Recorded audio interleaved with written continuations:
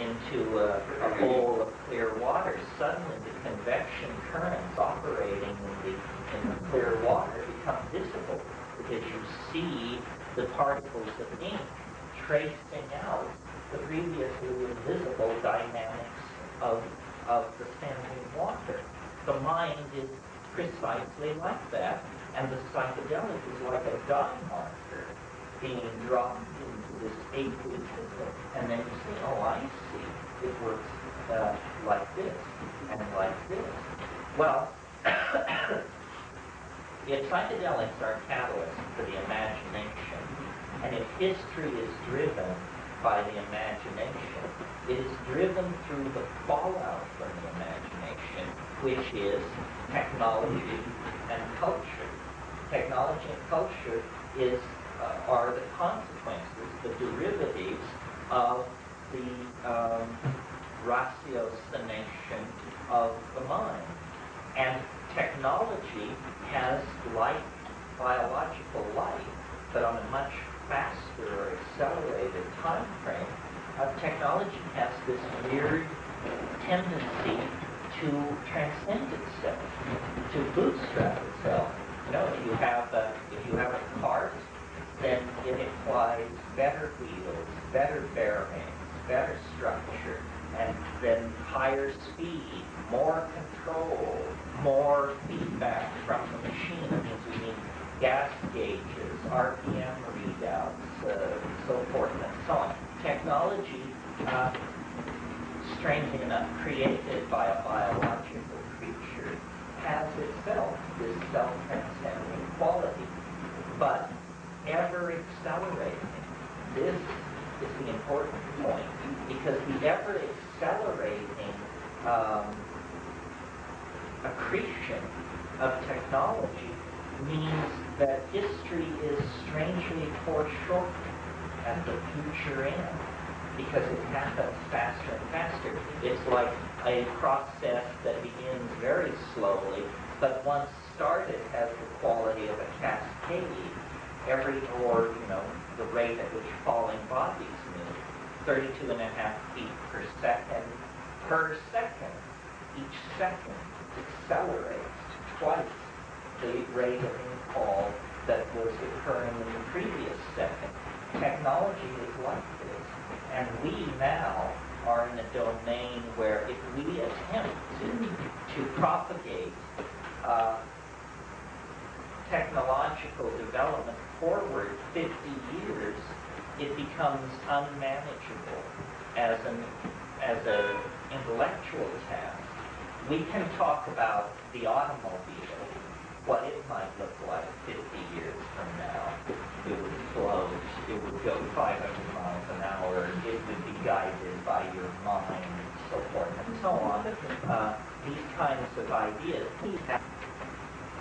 Every artifact of our world will undergo that kind of transformation, and that the synergy among these transformed objects will create phenomena and situations that we can't anticipate. That's the key thing. Our inability to anticipate the synergies between our technologies. I mean, the computer, LSD, spacecraft, holograms, organic superconductivity. Those are just 6 areas where the integration of those concerns will produce unimaginable consequences. Yeah. Yeah, well, that's not what can happen when Larry, I forget his name, tried to do with the psychedelic. He didn't push it too hard, too fast. Most people are not ready for it. But the government came and put everything into the illegal, and nobody did anything about it. So they're not ready. You mean you're referring to the 60s? Yes. Well, yeah, I'm not sure the people weren't ready. Clearly the government ready, and probably isn't ready today. The government is not ready to embrace psychedelics, but what the government of today, the way in which today's government differs from the 60s government is there is a spreading sense of great uncertainty. Government in the 1960s believed in what it was doing. Now, I think government exists simply to mitigate panic. But I believe the people are ready. The government most time don't understand.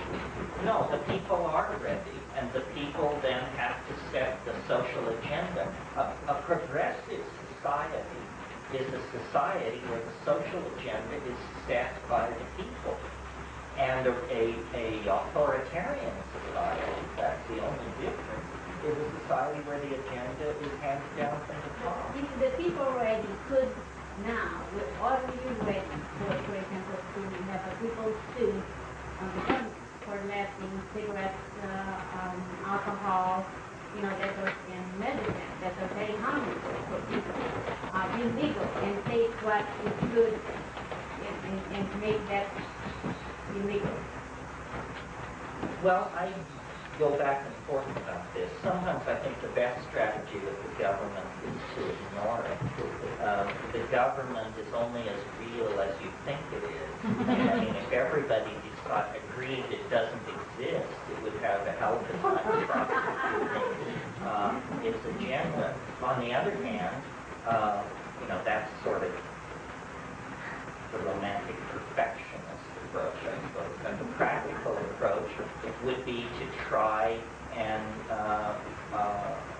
change the government's attitude. Well, for example, a suit wouldn't change it, but it is being some awareness. Well, they would have to deal with it. It might change it. I mean, the government does follow, in some cases, its own rules. Usually when other people are watching. But for example, if you go back to this situation where the psychedelics were made illegal in 1966, somebody jumped out of a dorm window at the University of Michigan or something, and so they decided LSD was the scourge of mankind, and that they would make it illegal. In California, we're talking about now. But they said, well, as long as we're making this hallucinogen illegal, let's make all hallucinogens illegal. And so psilocybin was made illegal at the same time that LSD was. Well, no medical or social evidence was ever presented that there was anything wrong with psilocybin. In other words, the ordinary process of making a compound illegal is you hold hearings and you bring in medical data. This many people died, there were this many emergency room admissions, so on. Here is the RAP data, here is the profile on this. In the case of psilocybin, no medical or scientific data of any sort was ever presented to anybody. And it was made illegal in California. And when the feds came along 8 months later, decided to make all these things illegal nationwide, they said California already has a good, strong law. Let's just take the California language and drop it into the federal statute.